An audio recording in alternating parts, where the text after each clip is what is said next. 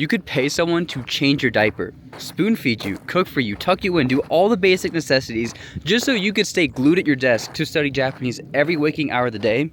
And 3 months, not even 6 months, would be enough to get remotely fluent in the language. And yet, time and time again, I'm seeing these videos, these courses of people promising that you get fluent in Japanese in a year or less. And with these videos, there's either a course behind every video, and if not, it's someone who's not being completely truthful about their study history with Japanese. And this has really started to tick me off, because what's the rush? Seriously, the average human lifespan in hours is around 700,000. And if we're gonna be number people, and roughly it's been accounted that it takes around 2,200 hours to get fluent in Japanese, what's the rush? Why are we in a hurry? The whole psychological thing behind that is you put in something, you get back something, and that something you get back is a reward. Why are we trying to charge people money to skip around and tiptoe around this hard work to get a reward? It's one, it's not going to feel as good, and two, it's just not possible. If we just take a step back, right, and think of the word fluent, this gets so misconstrued. There are so many different definitions for fluent, right? My parents, who don't really know as much Japanese as me and haven't really studied it, their idea of fluency might be different to someone else. If they see me speaking Japanese, they'll be like, dude, that guy's cracked. As far as they know, maybe I'm a native speaker. To a Japanese person, right? Fluent is going to be one thing. They might be comparing me to a native. And according to this standard here, I've been fluent in Japanese for years. And according to my own very highly unrealistic perfectionist standards, I am terrible at Japanese. You just can't win. So when you have all of these different people on the internet who come from different places, talking about how to get fluent in this, how to get fluent in that, where's the baseline? How do we standardize fluency? If their idea of fluency is, oh, I'm gonna go to a restaurant, order something in Japanese, and they learn how to do that within a few months, then in their mind, they have gotten fluent in Japanese in just a few months. Highly unrealistic example, but just something I wanted to share. They don't really show that, oh, like, I'm actually, I was unemployed, or like, oh, this was COVID, I was able to study like literally 8 to 10 hours a day. Most normal people aren't going to be able to do that. And they don't really address it. They don't. And so any new learners that come along and give it a go, they're like, oh, dude, this young guy on my YouTube feed got fluent in Japanese in less than a year.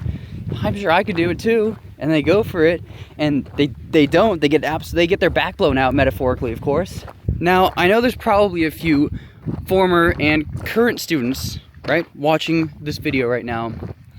If you've ever crammed for a test or an exam and put in so much knowledge into your brain in just like a few weeks, days, even a few hours, like the night before, and you go take the exam, and that knowledge is still there, and you do good on the exam, great, awesome. What happens the next day, the next week, the next month? That knowledge is probably gone because you've been cramming it in your head short term, not really needing to reinforce it, right?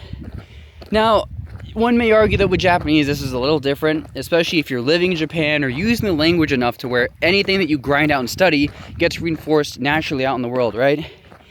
But the majority of us aren't like that. A lot of people actually learning Japanese are not in Japan. And even if they are, they're probably not online looking for videos of how to talk to people in Japanese, how to learn Japanese, because they're in Japan. They're probably actively doing that. But I digress. My whole point is that even if you found the time to sit down, grind Japanese, 20 hours a day, and do that 100 days straight, right? That's 2,000 hours. This is just a crazy hypothetical. Where do you have the time to actually recover? You get 4 hours of sleep, and I'll put a paper like graph up here, but essentially anything that you learn during the day, your brain kind of works while you're sleeping at night to compartmentalize and store that information so it's easier to retrieve over time, and with this your memory gets better. So sleep is actually one of the most important parts of language acquisition and just learning in general. It just as a more general life note, right?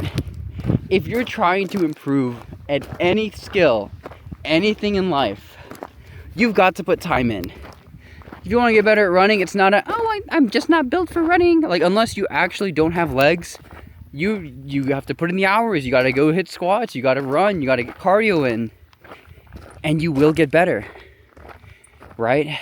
If you want to get better at Japanese, more time in, consistently equals better. That's all it is. That's all these people are trying to sell to you. You don't need to pay anyone money for them to tell you that. This is all you need to know about learning anything in life, is that you just need to put the time in consistently and find that balance and just keep doing it. And you're gonna get there. Inevitably. It's inevitable. For every person on this planet, if they were to start studying Japanese, it would take them a certain number of hours. We don't know that exact number, but if you put in a certain number of hours every day consistently, you will inevitably hit that number, right? That's just how it works. You have so many people on the platform trying to optimize studying Japanese, to speedrun it, to study it as fast as possible. What's the rush? Why go fast when you could have fun? You know, I like to think of it as sightseeing, right? If I'm in my car and I'm driving through a beautiful city I've never been through before, but maybe have plans later, right? I could either speed to those plans and get there super freaking early, or I can take my time and enjoy the scenery, take it in, and feel more enriched with myself, feel better, you know? Have a more fulfilling experience, and make the best of the moment I'm in. And I think that a lot of people aren't really subscribing to that idea. Oh my god. And there's like flies out here. Just circling me. I don't even know why. Why do flies do that? Oh, I cracked my screen. Alright, whatever. That's okay. Some people have to study a language because they're being forced to move to one location, whether they're getting stationed there for military purposes, or maybe that's just a job opportunity and that's the only one they could take. And others are studying for fun. And it seems like a majority of these people who are studying for fun, you know, we like to go find videos online that kind of from more experienced people who tell us how they did things and what like in their mind what the right way to do something is. And so we go to these videos, they tell us like, oh, you have to grind Anki cards like all day, or like, oh, like don't do Anki, like only immerse, but watch this content, watch this. Also buy my course where I break down the best list and the best order to watch everything in so you can acquire the language and your domains don't overlap too much, and it's just like the perfect, it's like, just go have fun. And this applies for all languages, but specifically Japanese. I see a lot of grifting, a lot of courses, and I myself have been suspected of like planning to do a course. I remember when I first released a video, like I was starting to get some comments about like, oh, this is good content, but you know, you just know eventually he's gonna become a grifter and start selling courses. For me, I don't see a need to sell a course. Knowledge is free, it's available everywhere. I just want to be able to take all of the knowledge available out there for learning Japanese, put it in one place that's easy to access, and just let people do that. And that's on YouTube. That's for free. It's a basic human necessity, communication, you know? I happen to speak English as my native language, you know? You happen to probably speak English, and if you're not, then you have subtitles, which is great. Did you have to pay for the subtitles? You have all these people in Japan, every day, they need to speak Japanese to survive. And if they can't, then they have a caretaker or whatever, right? But in most cases, it's a basic human necessity, communication. Why should I charge money?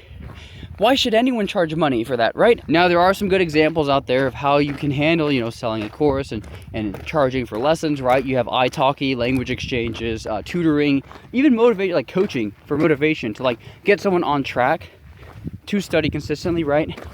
And then you also have like Matt versus Japan's Immersion Dojo. I've seen a few clips of it on his channel and I've heard good things about it. And he dives into like the logic and the ideology behind language learning. His students will like ask him questions and stuff like that. It's very collaborative. So that stuff's great. What I really wanted to get at today are the ones that have less effort and are purely I watched these anime to get fluent. I read these books. You just gotta immerse, bro.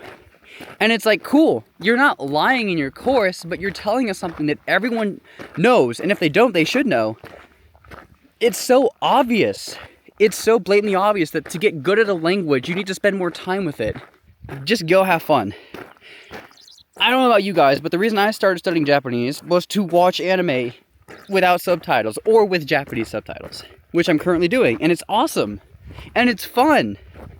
I started studying Japanese to have fun, not to be optimal, not to speedrun. Some people speedrun games because that's what's fun for them. Some people speedrun languages because that's what's fun for them, right? We have a bunch of polyglots on the web showing their videos of shocking natives. I'm studying Japanese for the love of the game. I enjoy the process. I enjoy immersion. I enjoy picking up new words in the wild and then seeing them again 1 or 2 weeks later. It's great neuron activation for me. It's great. So for people online to talk about how to go around that process, go around it, and just speedrun the fuck out of Japanese in less than a year is so nasty, so disingenuous to me. It's supposed to be fun. In the very small use cases where you don't want to study Japanese, but you have to because you're being forced to move there or whatever, sure, I get it. But for a lot of us, I just want to have fun, man. Why do we have to go back and forth with these courses and videos on the best way, the most optimal way to do something? And I'm going to call myself out before anyone else does. I know I've made videos like these, sharing my own thoughts. But those are thoughts that have not changed from the day I've uploaded those videos. I stay true by those. And all that knowledge, I just want to share for free. It's something I wish that... They're all things I wish I knew earlier on in my journey. Anyways. It's freaking hot out here, so I do apologize the sweaty, disheveled appearance. I know I look like a crazy madman spewing nonsense right now, but I just had to talk about that because, yeah, it just really bugs me. Anyways, hope you guys have a great weekend, day, night, evening, morning, wherever you guys are. And, yeah, thanks again to these channel members for supporting the channel. You can become one down below if you want to see your name up here. And don't forget to like and subscribe to stay updated on future videos. And I'll see you guys in the next one. So, yeah, keep grinding, keep immersing, and keep learning. And I will see you all around. Peace.